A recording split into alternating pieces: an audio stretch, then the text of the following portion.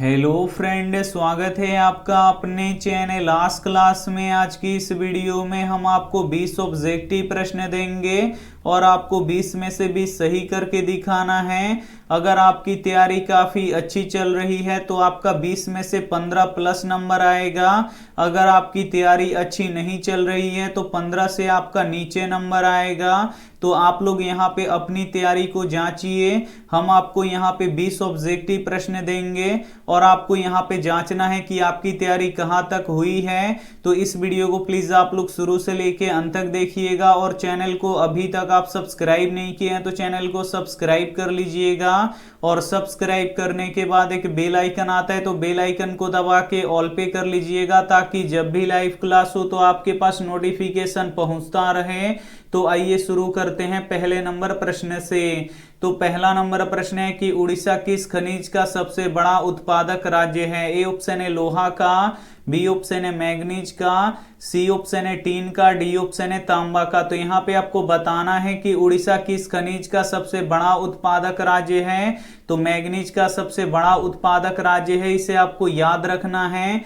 यहाँ पे B option बिल्कुल ही सही हो जाएगा। आइए देखते हैं अगला प्रश्न दो नंबर प्रश्न है कि रासायनिक अभिक्रिया के दौरान ऑक्सीजन का योग क्या कहलाता है। ए ऑप्शन है उपचयन, बी ऑप्शन है अपचयन, सी ऑप्शन है दोनों, डी ऑप्शन है इनमें से कोई नहीं।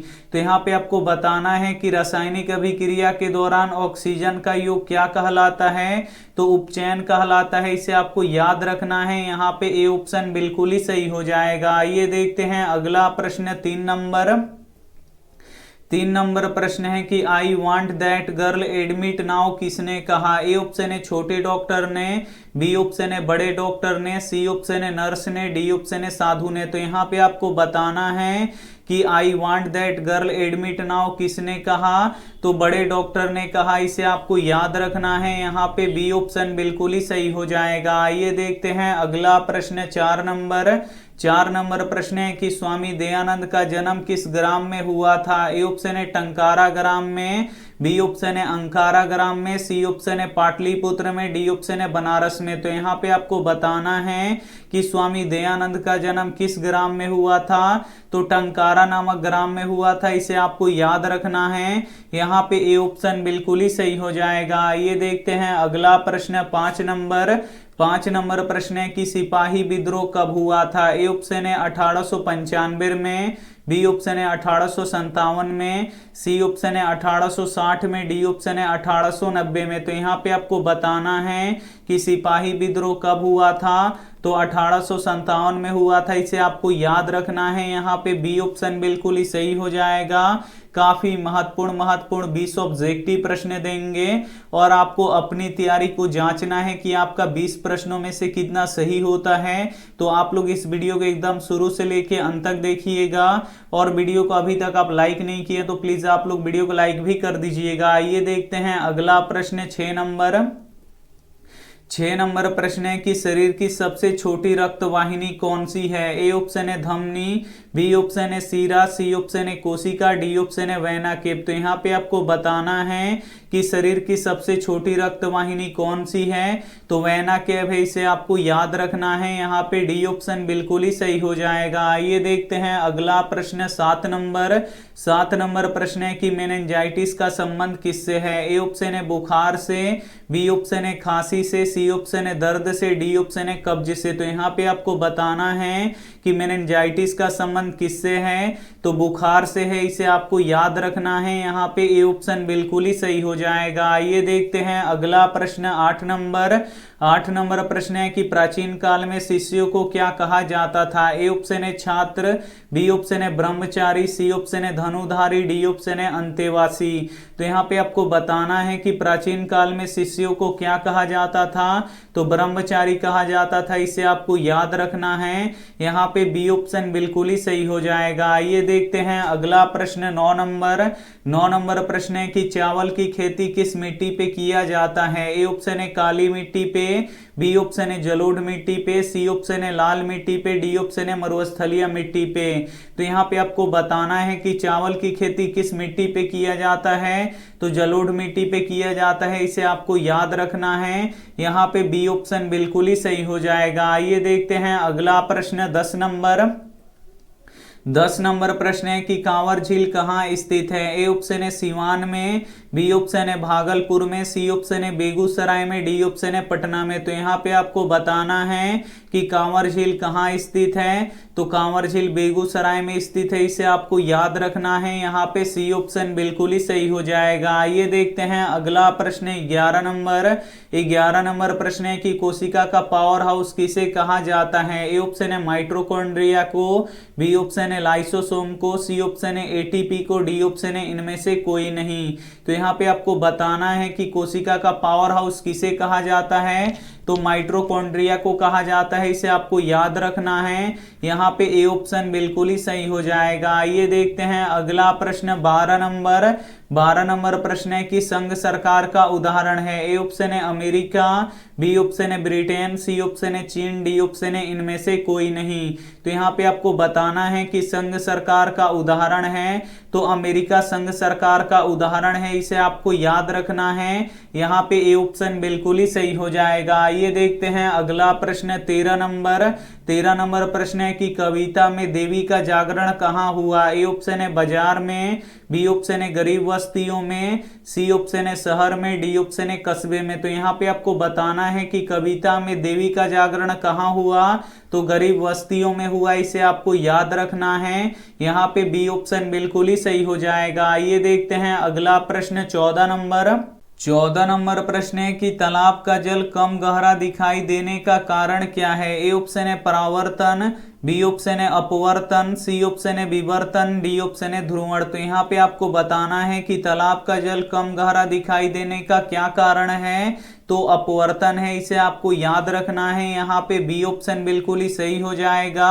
हम आपको काफी महत्वपूर्ण 20 ऑब्जेक्टिव प्रश्न देंगे और आपको जांच करना है कि आपकी तैयारी कैसी अभी तक हुई है। तो ये आप कैसे जांच सकते हैं, तो इस 20 प्रश्न को आपको सॉल्व करना पड़ेगा और 20 में से अगर आपका 15 प्लस आ रहा है तो समझिए कि आपकी तैयारी काफी अच्छी चल रही है, और यहाँ पे अगर आपका 15 से नीचे जा रहा है तो समझिए आपकी तैयारी अच्छी नहीं हुई है और आपको यहाँ पे तैयारी करना है। तो इस वीडियो को अभी तक आप लोग लाइक नहीं किए तो प्लीज आप लोग वीडियो को लाइक कर दीजिएगा और इस वीडियो को आप लोग शुरू से लेके अंत तक जरूर देखिएगा। आइए देखते हैं अगला प्रश्न 15 नंबर प्रश्न है कि भारत का पहला नगर निगम कहाँ स्थापित हुआ। ए ऑप्शन है पटना में, बी ऑप्शन है मद्रास में, सी ऑप्शन है नागपुर में, डी ऑप्शन है मुंबई में। तो यहाँ पे आपको बताना है कि भारत का पहला नगर निगम कहाँ स्थापित हुआ, तो मद्रास में स्थापित हुआ, इसे आपको याद रखना है।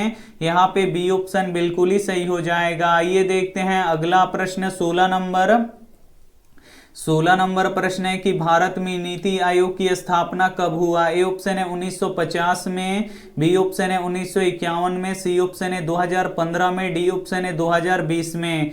तो यहाँ पे आपको बताना है कि भारत में नीति आयोग की स्थापना कब हुआ, तो 2015 में हुआ, इसे आपको याद रखना है। यहाँ पे सी ऑप्शन बिल्कुल ही सही हो जाएगा। आइए देखते हैं अगला प्रश्न 17 नंबर प्रश्न है कि कवि के अनुसार देवता कहाँ मिलेंगे। ए ऑप्शन है मंदिरों में, बी ऑप्शन है घरों में, सी ऑप्शन है खेतों में, डी ऑप्शन है शहरों में। तो यहाँ पे आपको बताना है कि कवि के अनुसार देवता कहाँ मिलेंगे, तो खेतों में मिलेंगे, इसे आपको याद रखना है। यहाँ पे सी ऑप्शन बिल्कुल ही सही हो जाएगा। आइए देखते हैं अगला प्रश्न 18 नंबर प्रश्न है कि रक्त में उपस्थित प्लेटलेट्स के कारण से होता है। ए ऑप्शन है रक्त का बहाव, बी ऑप्शन है रक्त का थक्का, सी ऑप्शन है रक्त की कमी, डी ऑप्शन है रक्त का संचय। तो यहाँ पे आपको बताना है कि रक्त में उपस्थित प्लेटलेट्स के कारण से होता है, तो रक्त का थक्का बनता है, इसे आपको याद रखना है। यहाँ पे बी ऑप्शन बिल्कुल ही सही हो जाएगा। आइए देखते हैं अगला प्रश्न 19 नंबर प्रश्न है कि उपभोक्ता संरक्षण अधिनियम की घोषणा कब हुई। ए ऑप्शन है 1986 में, बी ऑप्शन है 1980 में, सी ऑप्शन है 1987 में, डी ऑप्शन है 1990 में। तो यहाँ पे आपको बताना है कि उपभोक्ता संरक्षण अधिनियम की घोषणा कब हुई, तो 1986 में हुआ, इसे आपको याद रखना है। यहाँ पे ए ऑप्शन बिल्कुल ही सही हो जाएगा। आइए देखते हैं अगला प्रश्न 20 नंबर प्रश्न है कि ऑपरेशन फ्लड का संबंध किससे है। ए ऑप्शन है बाढ़ से, बी ऑप्शन है डेयरी से, सी ऑप्शन है दोनों से, डी ऑप्शन है इनमें से कोई नहीं। तो यहाँ पे आपको बताना है कि ऑपरेशन फ्लड का संबंध किससे है, तो ऑपरेशन फ्लड का संबंध डेयरी से है, इसे आपको याद रखना है। यहाँ पे बी ऑप्शन बिल्कुल ही सही हो जाएगा। यहाँ पे आप लोग 20 प्रश्नों को सॉल्व कर चुके हैं। अगर आपका यहाँ पे 15 प्लस सही हुआ है तो समझ लीजिए आपकी तैयारी काफी अच्छी हो गई है। और बिल्कुल ऐसी ही तैयारी आपको हमेशा करते रहना है परीक्षा के दिन तक। और जिन बच्चों का यहाँ पे 15 से नीचे सही हुआ है तो अभी आपके पास बहुत सारा टाइम है, अभी से भी आप लोग तैयारी करके अपना काफी अच्छा नंबर ला सकते हैं। तो जिनका भी 15 से नीचे सही हुआ है थोड़ा सा आप लोग मेहनत कीजिए, आपका बहुत ही अच्छा नंबर आएगा। और ये रहा आपके लिए होमवर्क प्रश्न, इसका जवाब आपको कमेंट बॉक्स में बताना है कि यहाँ पे गीता उपदेश देता है, यहाँ पे आपको बताना है कि गीता उपदेश देता है। ए ऑप्शन है कर्म का, बी ऑप्शन है धर्म का, सी ऑप्शन है मोक्ष का, डी ऑप्शन है अर्थ का। तो इसमें से जो भी ऑप्शन आपको सही लगे वो आप हमें कमेंट करके जरूर बताइएगा। और वीडियो को अभी तक आप लाइक नहीं किए हैं तो प्लीज आप लोग वीडियो को लाइक कीजिएगा, अपने दोस्तों के पास इस वीडियो को जरूर शेयर कीजिएगा। और चैनल को अभी तक आप सब्सक्राइब नहीं किए हैं तो चैनल को सब्सक्राइब करके साथ में बेल आइकन को ऑल पे दबा लीजिएगा, ताकि जब भी लाइव क्लास हो तो आपके पास नोटिफिकेशन पहुंचता रहे। थैंक यू फॉर वॉचिंग, मिलते हैं अगले वीडियो में, तब तक अपना ध्यान रखिए, मन लगा के पढ़ाई कीजिए। Take care and bye.